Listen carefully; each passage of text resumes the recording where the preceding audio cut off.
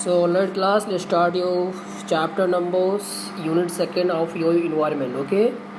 So we're going to start from chapter number 11, that is environment. It's in its totality. Okay. So we're going to discuss about the environment. So basically, let's discuss on the first glossary word: physical environment, biodiversity, biological environment.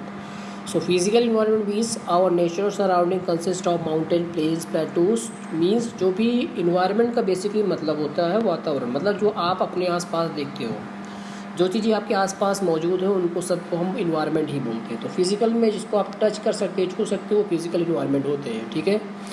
अब बात करते हैं component of environments की. Component मतलब environment में क्या क्या चीज़ें मिलके एक इन्वायरमेंट बनता है. तो सराउंडिंग जो भी वो आपके पास है उसको दो चीज़ों में डिवाइड किया गया. एक नेचुरल होता है, एक मैन मेड. एक नेचुरल इन्वायरमेंट फर्दर सब डिवाइडेड इनटू फिजिकल और बायोलॉजिकल. तो नेचुरल इन्वायरमेंट में दो कैटेगरी और है. एक को हम बोलते हैं आपको बायोलॉजिकल इन्वायरमेंट, एक आपका होता है जिसको हम बोलते हैं आपका फिजिकल इन्वायरमेंट. ओके. दो तरह के इन्वायरमेंट सीखेंगे नेचुरल में. तो पहला नेचुरल इन्वायरमेंट में है बायोलॉजिकल इन्वायरमेंट. तो बायोलॉजिकल मतलब it consist of living organism. मतलब इस और इन्वायरमेंट में जो लिविंग ऑर्गेनिज्म होते हैं, बैक्टीरिया से लेकर इंसान तक, उनको हम बायोलॉजिकल इन्वायरमेंट में कंसीडर करते हैं. इनको हम बायोटिक इन्वायरमेंट नहीं बोलते. मतलब जितने भी लिविंग बींग्स हैं उनका जो इन्वायरमेंट होता है, जो वहाँ पे जिस कैटेगरी में उनको पढ़ते हैं, उनको हम बायोलॉजिकल इन्वायरमेंट कहते हैं. ओके. नाउ नेक्स्ट है फिजिकल इन्वायरमेंट. फिजिकल मतलब जिसमें अबायोटिक फैक्टर. अबायोटिक मतलब जिसमें नॉन लिविंग थिंग्स होती है, जैसे कि पत्थर, पहाड़, मिट्टी, मौसम, सनशाइन, रेनफॉल, ये सारी चीज़ों को हम फिजिकल इन्वायरमेंट में पढ़ते हैं. ठीक है. अब कंपोनेंट बात करें फिजिकल इन्वायरमेंट के, कंपोनेंट क्या है. तो फिजिकल इन्वायरमेंट बनता कैसे है. तो फिजिकल का मान लीजिए एक एटमॉस्फेयर चाहिए. जैसे कि अगर हम चार चीज़ देखेंगे, जैसे 4 स्फीयर्स होते हैं. एक होगा लिथोस्फीयर होगा, ये एटमॉस्फेयर, हाइड्रोस्फीयर, बायोस्फीयर. इन चारों के बारे में हम डिस्कस करेंगे डिटेल में. पहला हम डिस्कस करेंगे एटमॉस्फेयर. तो एटमॉस्फेयर क्या होता है. जैसे आपका ये अर्थ है, अर्थ के चारों तरफ गैस की एक तरह से कहते हैं ना, गैस की तक की एक पतली सी पॉलीथीन कवर की गई है. तो ये जो पॉलीथीन ब्लैंकेट या चादर समझिए, जो अर्थ के चारों तरफ अर्थ को चारों तरफ से ढक के रखी हुई है, इसी को एटमॉस्फेयर बोलते हैं. इसमें कई तरह की गैसेस होती है. Oxygen, nitrogen, carbon dioxide, argon, helium, इस तरह की गैसेस इस एटमॉस्फेयर में पाई जाती है. तो इसमें बेसिकली ये मिक्सचर ऑफ गैस होता है जो कि अर्थ के चारों तरफ से कवर किए हुए हैं. तो इसको हम एटमॉस्फेयर बोलते हैं. ओके. अब नेक्स्ट स्लाइड में हम देखेंगे. ओके. इन दिस वन यहाँ पे थोड़ा डायग्राम के थ्रू आपको एक्सप्लेन भी किया गया है कि रिलेशन क्या है. अगर हम लिथोस्फीयर, एटमॉस्फेयर और हाइड्रोस्फीयर के एक साथ मिलाते हैं तो एक नया चीज़ वर्ड आता है बायोस्फीयर. मतलब बायोस्फीयर वो जगह होती है जहाँ पे इन तीनों का रिलेशन, तीनों का मौजूदगी हो. जैसे मान लीजिए एक जगह है, इसमें लिथोस्फीयर भी है, एटमॉस्फेयर ही है, हाइड्रोस्फीयर. तो इन तीनों को हम बोलेंगे बायोस्फीयर. ठीक है. बायोस्फीयर भी आगे हम डिस्कस करने वाले हैं. तो एटमॉस्फेयर आई थिंक सबको क्लियर हो गया है. तो यहाँ पर लिखा हुआ फोटोसिंथेसिस, प्रेसिपिटेशन, वेदर, ये सब इसी एटमॉस्फेयर के थ्रू होता है. इससे हमें heat and coldness of earth को एफेक्ट करता है. हवाएं कहाँ चलेंगी, एटमॉस्फेयर सर्कुलेशन कैसा होगा, ये सब एटमॉस्फेयर के अंदर ही होता है. ठीक है. अगर हम साउंड सुनते हैं बिकॉज ऑफ इस मीडियम, अगर हमें कोई चीज़ हम बोल रहे हैं आप तक पहुँच रहे हैं, उसके पीछे यही कारण है कि यहाँ पे हवा मौजूद है, एटमॉस्फेयर मौजूद है. अगर सोचिए कहीं पे हवा मौजूद ना हो तो आप जब बोलेंगे तो आपकी आवाज़ ही दूसरे तक पहुँचेगी नहीं. तो आवाज़ को पहुँचने के लिए हवा की ज़रूरत पड़ती है, यानी मीडियम की ज़रूरत पड़ती है. इसलिए एटमॉस्फेयर में अगर आप बोलते हो तो आपको सुनाई पड़ता है, इसके पीछे ही एटमॉस्फेयर कारण है. तो ये चीज़ें रीडिंग करने से आपकी सारे रिस्पॉन्सिबिलिटी यानी सारे फीचर्स आपको एटमॉस्फेयर के मालूम चल जाएंगे. नेक्स्ट है लिथोस्फीयर. लिथोस मतलब पत्थर वाला एरिया है, जहाँ पे पत्थरों के बारे में पढ़ते हैं या पत्थरों के बारे में जानकारी होती है, तो उनको हम लिथोस्फीयर की कैटेगरी में डालते हैं. जैसे कि हमें मालूम है जो हमारा अर्थ है, इसकी डेप्थ अगर गहराई की बात करें 6371 किलोमीटर.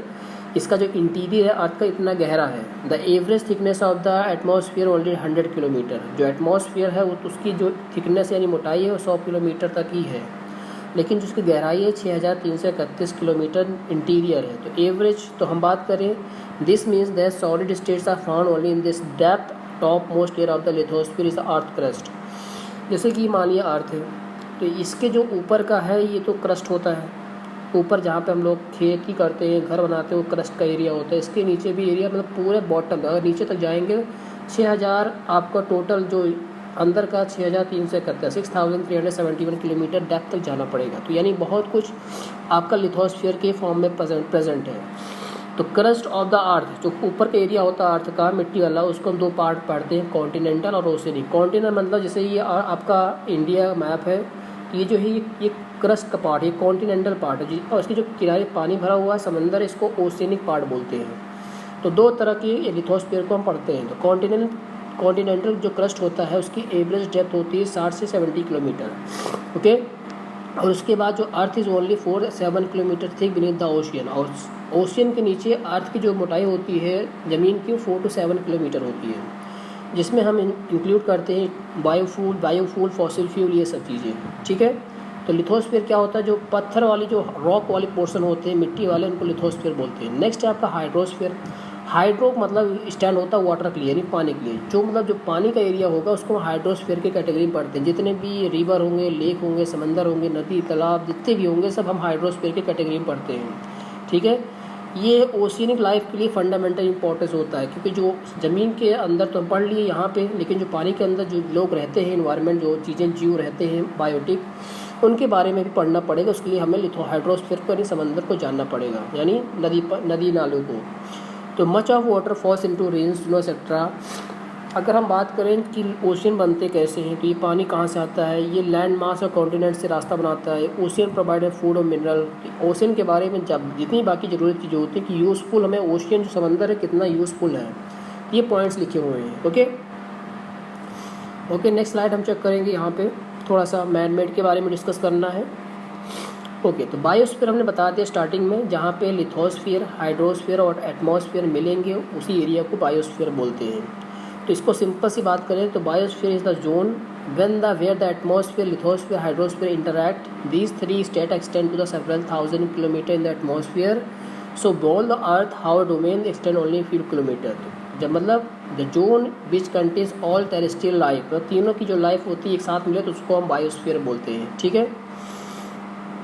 अब आप लास्ट करते हैं 11 पॉइंट इकोसिस्टम। इकोसिस्टम क्या होता है? Ecosystem is form by the interaction of all living organism. Ecosystem जैसे कि बायोस्फीयर होता है, तो इकोसिस्टम में जहाँ पे प्लांट भी हो, एनिमल भी हो, पत्थर भी हो, नदी हो, तालाब हो, सारे कुछ एक साथ हो तो उनको हम इकोसिस्टम में कंसिडर करते हैं, ठीक है।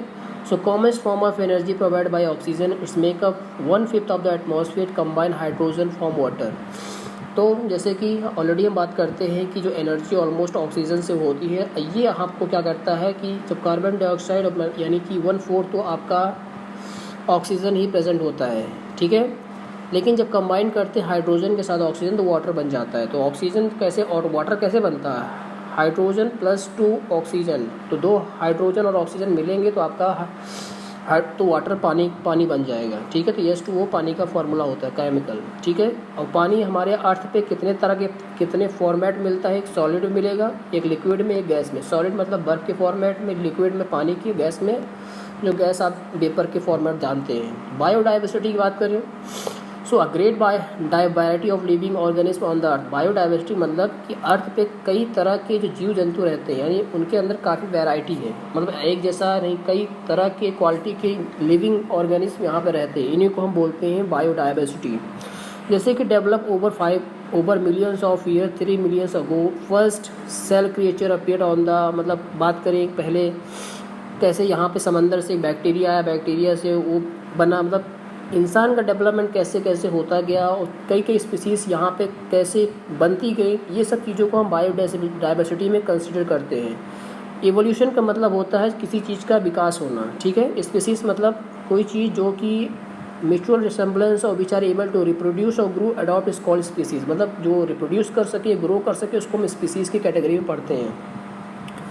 अब बात करें मैन मेड इन्वायरमेंट में। मैन मेड इन्वायरमेंट में एक तरह से इन्वायरमेंट है जो कि learn to exploit the environment according to the requirement, मतलब इंसान ने इन्वायरमेंट को अपने यूज़ के अकॉर्डिंग मॉडिफाई करना शुरू कर दिया। जैसे कि हमने क्या बनाना स्टार्ट किया, बिल्डिंग बनाया, रोड बनाया, डैम बनाया, ब्रिज बनाया, गार्डन, एग्रीकल्चर फील्ड, कैनल्स, ये सब जो कि बनाया गया ये एक इन्वायरमेंट है, ये लिविंग ऑर्गेनिज्म के थ्रू बनाया गया है, क्योंकि इसमें कोई लिविंग कंपोनेंट नहीं होता। ये इंसान अपने लिए बनाते हैं, अपने कंफर्ट के लिए, अपने अच्छे आराम के लिए। ये ऐसे इन्वायरमेंट जो बनते हैं इनको हम मैन मेड इन्वायरमेंट बोलते हैं।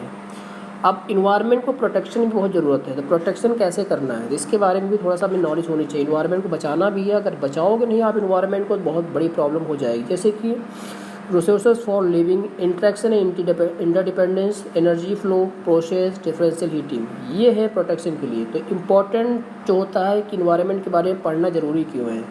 पढ़ना ज़रूरी इसलिए है कि we can understand the impact of man's activity on the environment. हमें अगर इन्वायरमेंट के बारे में जानकारी नहीं होगी तो हमें ये नहीं मालूम चलेगा कि जो आज हम कर रहे हैं उससे क्या फ़र्क पड़ने वाला है भविष्य में। जैसे कि आप पानी वाटर वेस्ट करते हो, तो क्या वाटर वेस्ट करने से क्या, अगर आपको यही नॉलेज नहीं कि वाटर वेस्ट क्यों नहीं करना है, इसके पीछे कारण क्यों है, तब आपको इन्वायरमेंट, अगर ये जानकारी नहीं होगी तो उसको आपको पढ़ना पड़ेगा, तभी आप इन्वायरमेंट के बारे में कुछ करोगे। अगर किसी को यही नहीं पता है कि पानी बर्बाद करने से कोई प्रॉब्लम नहीं तो वेस्ट करता ही रहेगा। We can it help us to understand the nature and diversity of the way in which various forces are process. ये हमें नेचर की डाइवर्सिटी के बारे में सीखने को मिलता है कि कैसे अर्थ का प्रॉपर वर्क होता है, अर्थ कैसे, अर्थ पे कितने ऑर्गेनिज्म, कितने लिविंग ऑर्गेनिज्म यहाँ पर रहते हैं। तो इसी तरह की चीज़ों को हमें जानकारी मिल जाती है इन्वायरमेंट को पढ़ने से। Okay, so I hope you have understood about